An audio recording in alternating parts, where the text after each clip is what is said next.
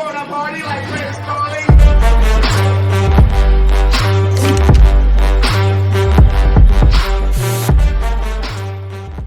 Hey, what's up guys and welcome back to the episode of Night Call.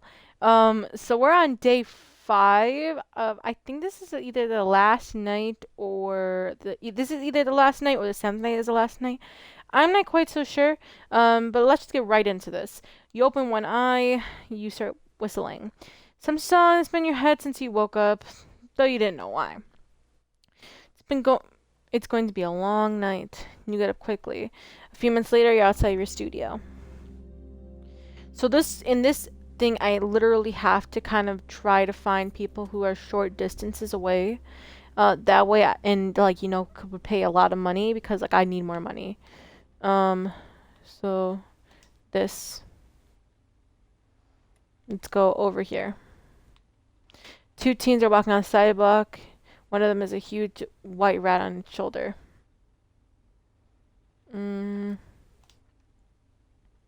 Sorry, but no. Too far. So let's go here. Half of my night is literally just gonna be me driving around. Out of nowhere, you hear a voice whispering in your ear. This is where I died. You brake hard. There is no noise in the cab, no noise outside. A silhouette appears in the backseat of the cab. It features appear one as if drawn with a pain. So much suffering. You squint, a little boy. Would it be so kind as to drive me? Where? Very well, let us drive then. The boy silhouette for a moment, then disappears entirely. You hold your breath. The back seat behind you, the boy slowly appears. You start driving. A silence fills the cab. You can't suppress the urge to glance in the rearview mirror. An odd smell wafts by your nostrils. Powder, gunpowder. Like a dusty old cowboy just fired off 2 rounds right next to you. That smell. The smell of death. The killer smell. He watches you. Almost nothing. The murder is a bit too recent, I must say. It's all so vague. So new, too vague.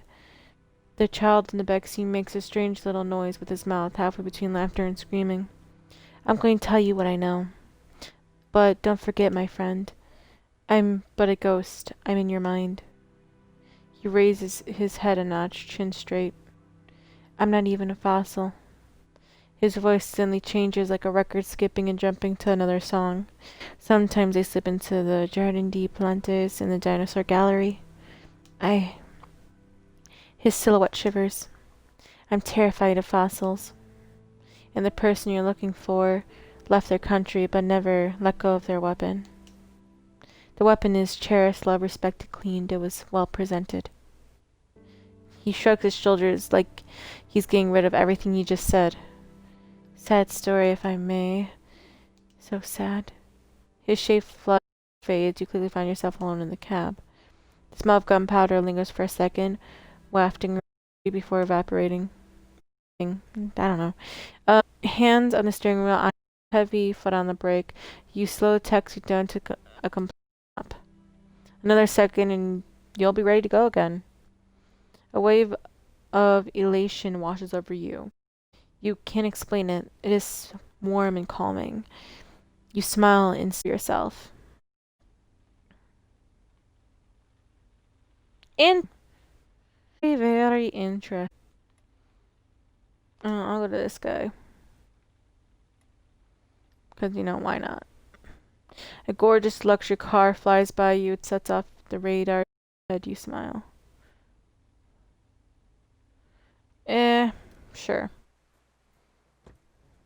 You recognize your next passenger immediately. It's the geographer you drove a few nights ago.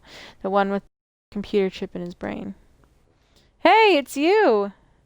Well, isn't this coincidence? And now, of all times. He's grinning from ear to ear, his mismatched eyes barely visible under his hood. No sense hanging around. Let's go. He gives you an address, a hospital in New Willy. His speech is different, almost like 2 distinct voices talking at the same time. Talking with clients is always a balance.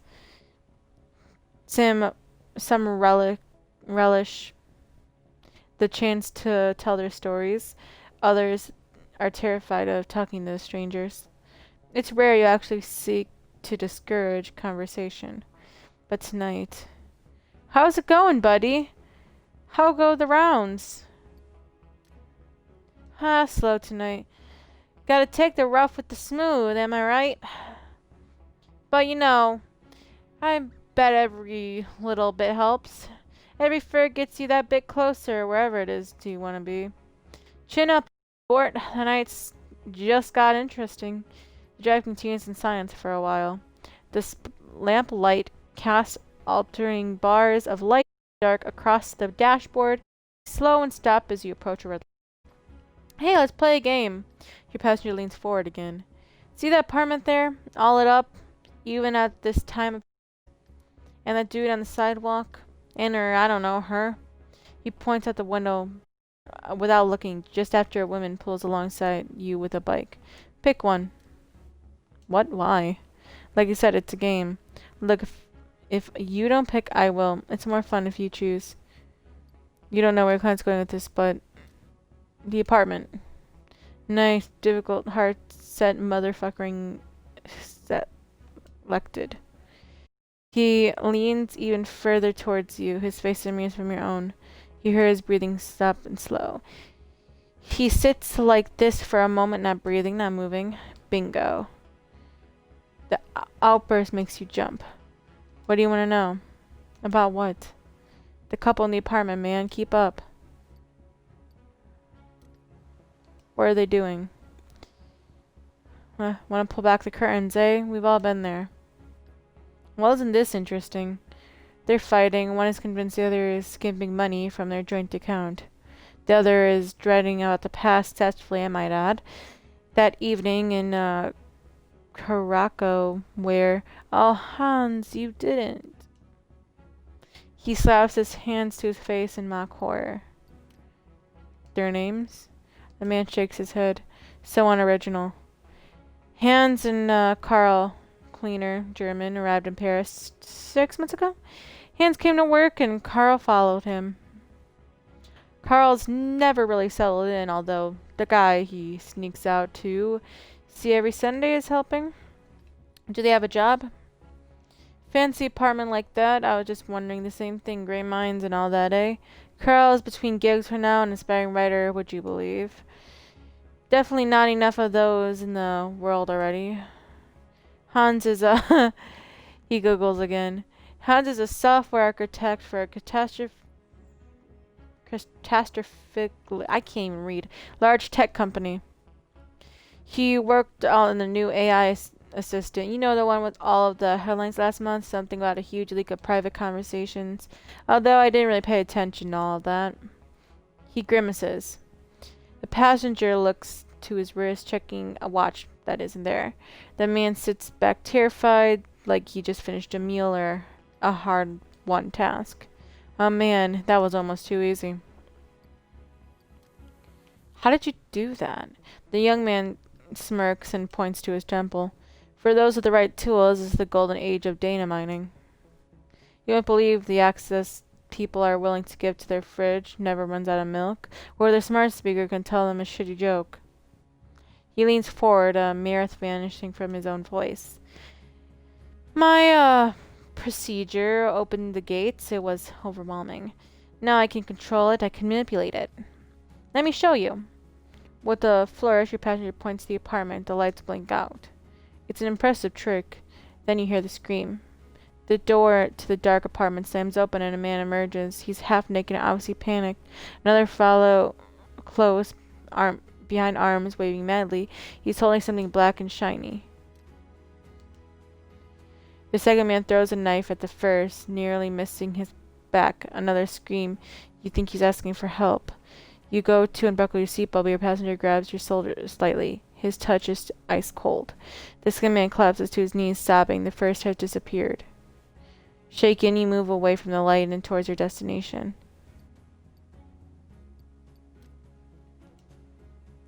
You know, at first I thought my procedure had been a mistake. I started seeing things and hearing things. It was like there was another conscious in here, you know?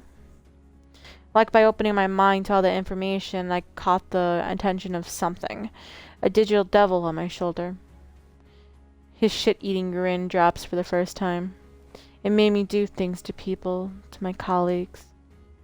They didn't understand my work, laughed at me out of the conference, but they didn't deserve. I didn't mean to. He shakes his head, and his mismatched eyes catch the light of the street lamps, giving them an otherworldly glow. But the veil parted eventually, and we realized the devil wasn't a devil at all. It was an angel. You swallow. Do you know what's the address I gave you? No? No, I don't know that area. It's a clinic where I had my operation. His grin widens. It's time for round 2. You approach the drop-off. Sure enough, it's a fancy-looking medical clinic. Its lights bathe the sidewalk in a green-white glow, even at this time. Fare's already in the account, my man.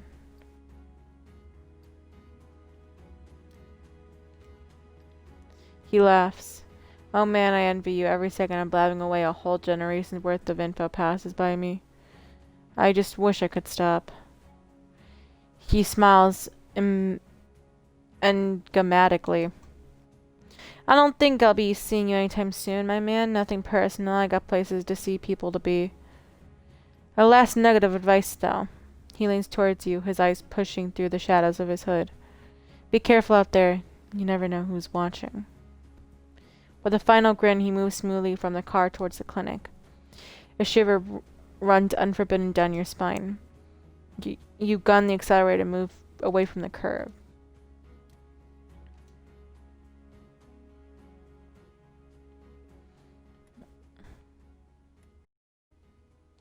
May as well guy who literally is like a step away. Except. When you see your next passenger, your first instinct is to prepare yourself. And it's almost automatic. Something about the way she holds herself. Her super wide shoulders. Her huge hands opening the door. This woman must be a champion weightlifter or something. Good evening, sir. You're not particularly surprised by her low voice, but there's something incredibly gentle by the way she looks at you. Could you please drive around the outer belt? Of course. Perfect, perfect.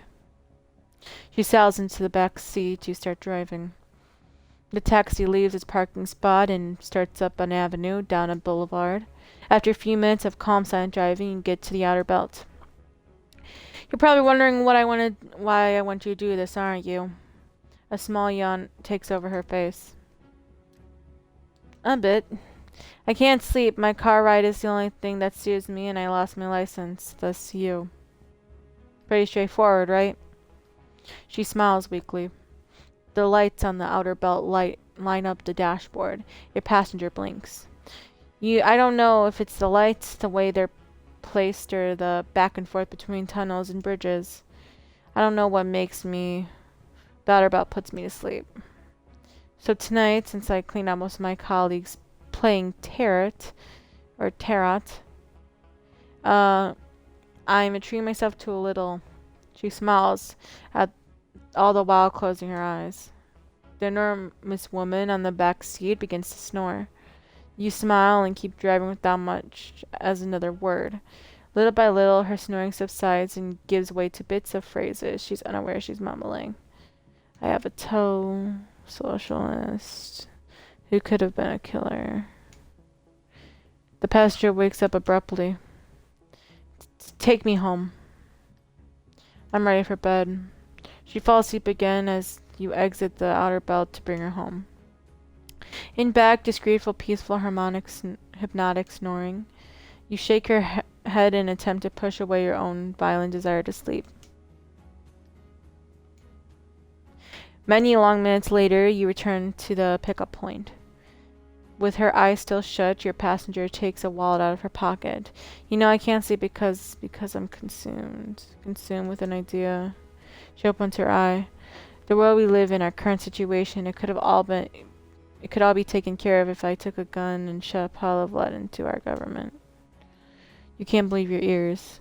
Line them against the wall, one after another, and bam, bam, bam, bam.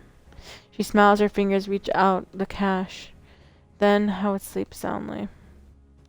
But only if our president, our government, were they all lying at the bottom of a mass grave. Unmarked, no gravestone, and total utter indifference. That's what scares them most, not leaving any mark behind. As slow and humanly possible, she hands you a bill. Thank you for everything. You were perfect. She gently opens the door and slides outside. She closes it behind and walks towards her place without a word, almost like she were sleepwalking. Once she shuts the door to her building, you get right back to your night, just dying to sleep. Okay, let's see, next. While I'm here, may as well just do someone short. You'll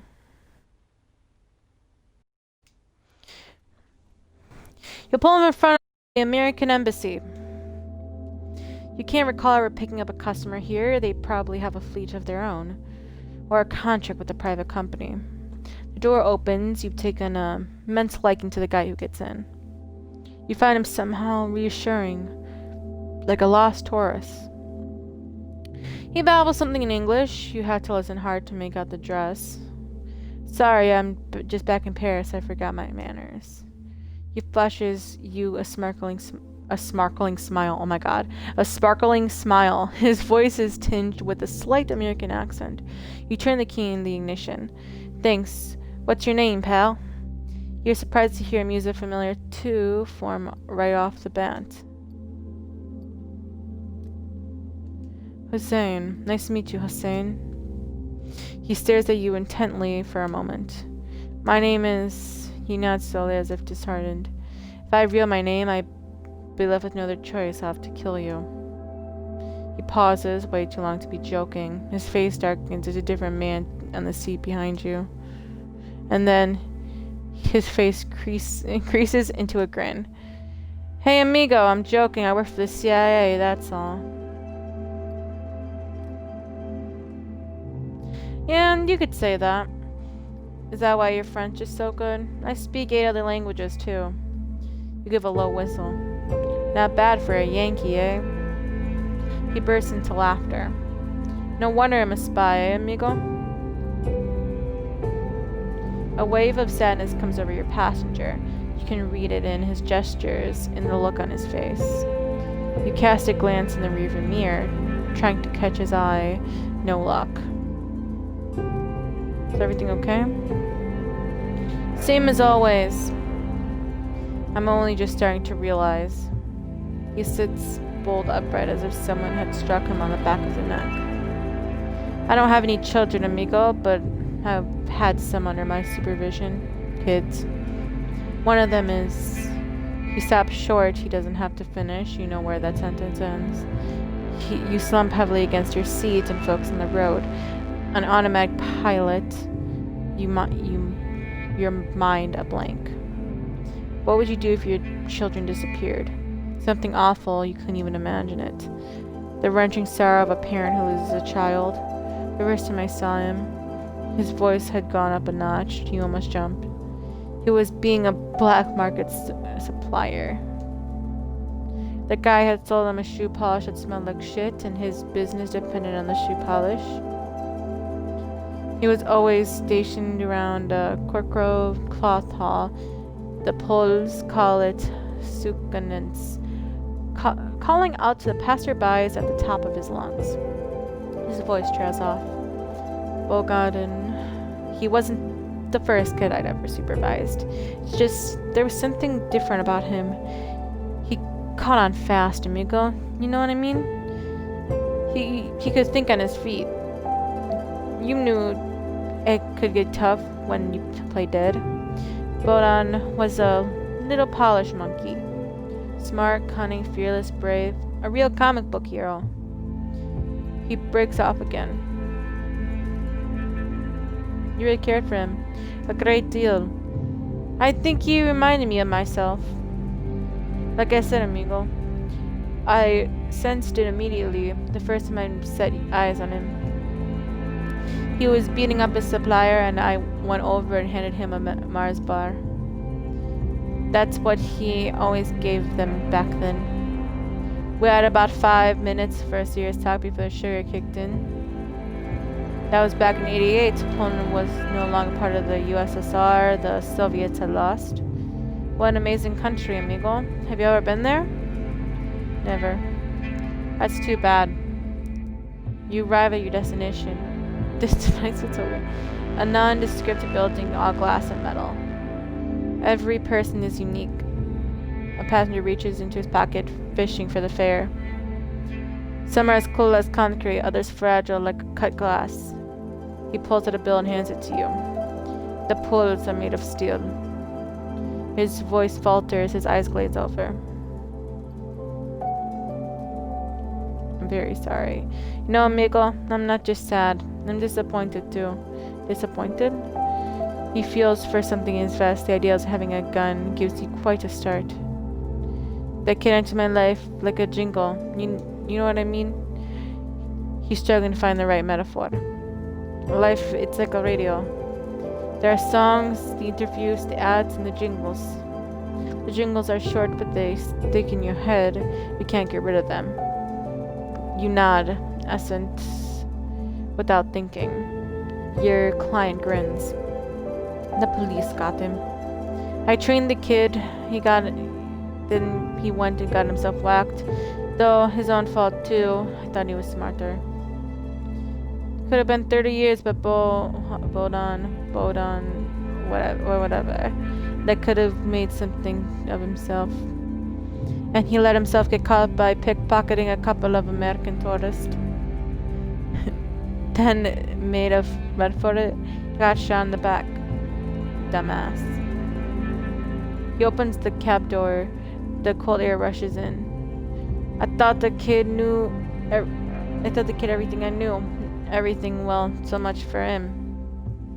He exits the cab. The door slams with a echo. You sit stock still, taking in his parenting words, and then you stare at the cab. No better way to get your mind off of things.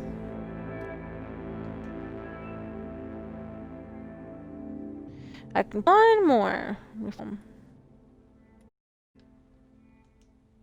This one. In the front of a door to a restaurant, a woman is in a fancy suit is handing little pink envelopes to guys. No, that's too far.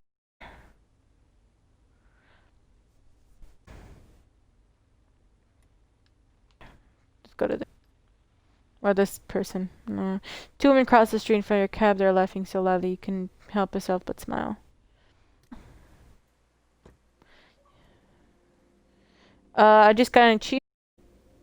You've discovered 10% of the Passidex base game.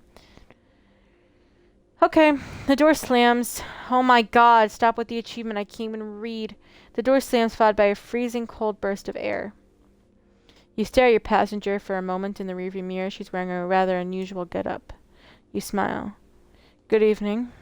She nods before giving the taxi detailed once over with a blank look on her face. Everything okay? She doesn't seem to hear you and continues scanning every part of the cab. After a very long minute, she crosses and uncrosses her fingers. You sigh.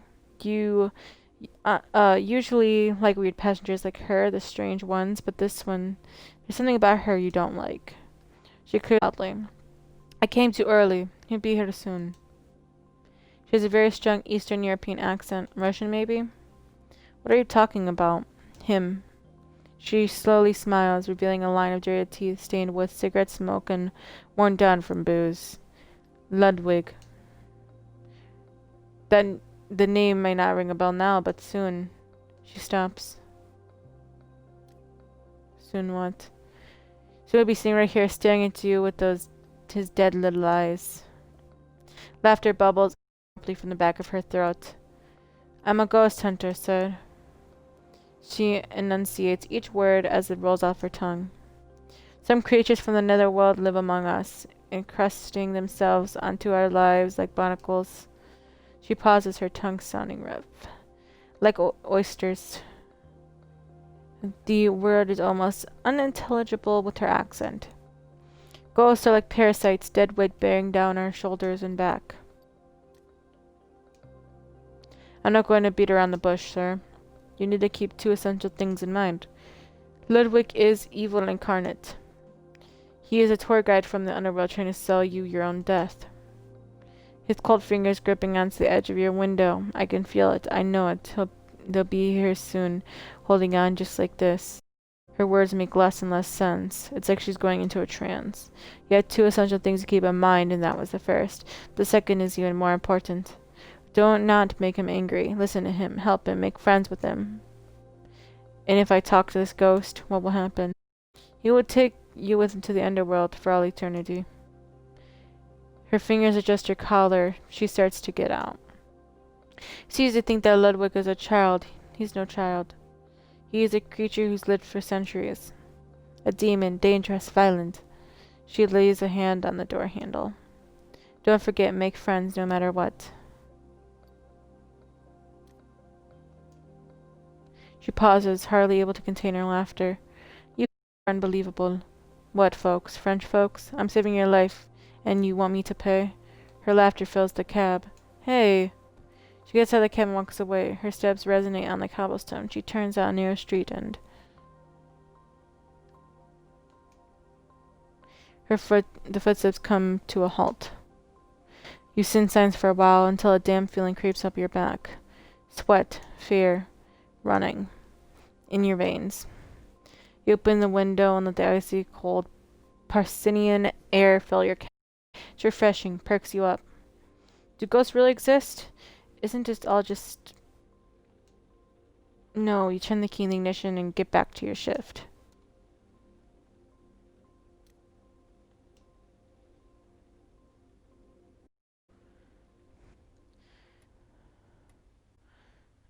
This one. Because, you know, she's closer, trying to get the closer ones first. Yeah, sure. Your next passenger is alone and is waiting for you on the sidewalk. She gets in the cab and whispers. She has no handbag or suitcase, just small handmade sign with a Indian name printed on it. Cho de Galais. She is a young woman with a soft and slight accent. Her face shows no emotion. Her fingers play with a small gold chain around her neck. It is the only piece of jewelry she has on. You drive, glancing back at her from time to time. Her head seems to be elsewhere. Everything all right, miss? She nods her head gently, cracking a tiny smile. It's really early. The first planes to come and are the worst. Everyone is exhausted and half asleep. Yes, exactly, and she sighs. I must confess, I don't really want to go there. A tiny smile lights her face up for a second before disappearing. Ah, family. My future husband. Well, future. I've never even met him. Her accent slowly becomes stronger. You know the habit well. Just before confiding in new passengers tend to relax to their natural accent.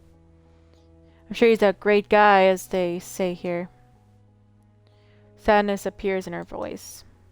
But I don't know him at all. My parents chose him. It's crazy, isn't it? Aren't you shocked? No. A sad smile washes briefly over her face. It's tradition, or at least it used to be. My parents are a bit old school, even by current standards in India. I chose to study here, not in England like my sisters. She flashes a smile. I fell in love with Paris and decided to stay. I almost never go home. Actually, this is home now. Anyway, my parents insist I meet him. He decided to make the trip, saying he had a meeting as a pretext.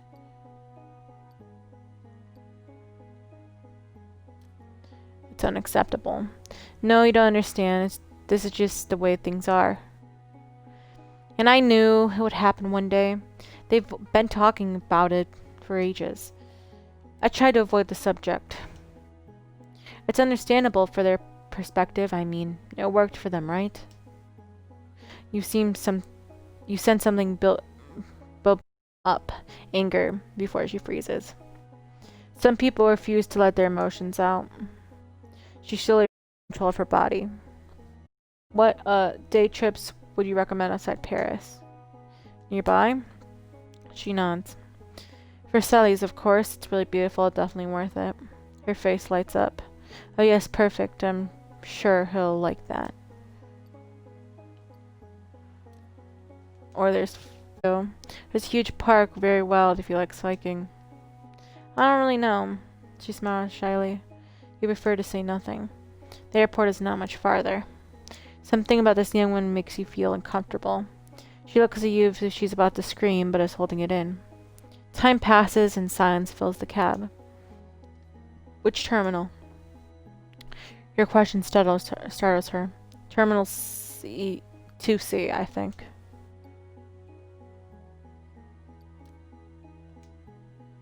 You park the car from Terminal 2C.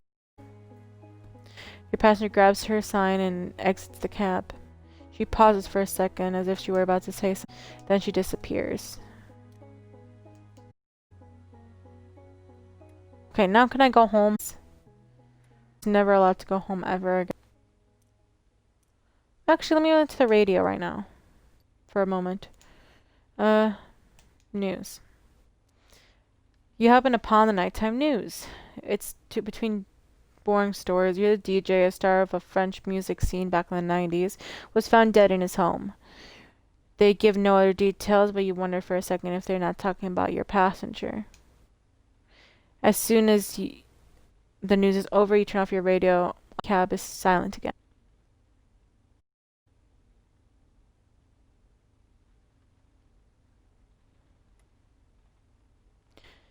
Huh, where do I want to go?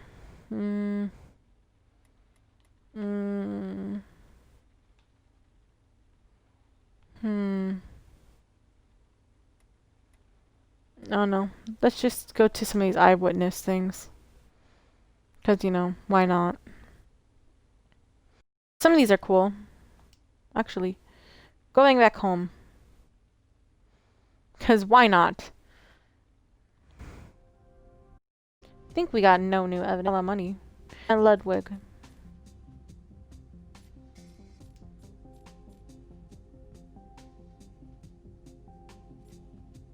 Loss is 122. But I can't make any more money. I've literally done everything that I can. Take a few minutes to update your board with new clues.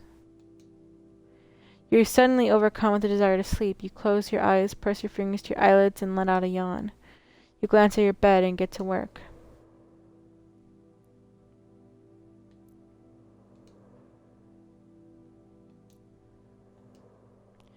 Okay, what are the new clues?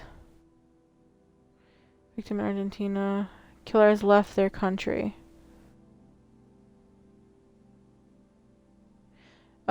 Related to Ludwig? Ludwig's vision killer left their country. Okay. I feel like personally, in my opinion, sure, like you would think, oh, this guy has a lot of things against him, so it must be the killer because there's a lot of things against him. Personally, I think it's this Paul guy. Reason being because he has the rear gun used in the 70s, which was something that Ludwig said that they smelled like gunpowder. Left the country, like vision. Feel like, because like powder smell talking to Ludwig, exactly. I feel like it's him. Killer matches the height. Is wearing black glove, fingerprints. This guy Paul. So, oh no, we'll see. With a heavy hand, you wipe your tired face. You lie down on the sofa bed. Its frame creaks. The events of the day run through your head. The streets, the passengers, their faces, their problems.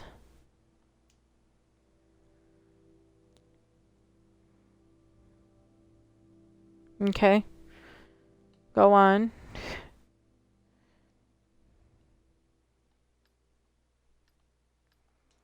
Well, anyway, guys, thanks for watching. We're gonna be at night 6 next time. Yeah, and for watching, make sure you like and subscribe videos like this one below on what games that you next, so that and yeah, thanks for watching, and I'll see you in the next one.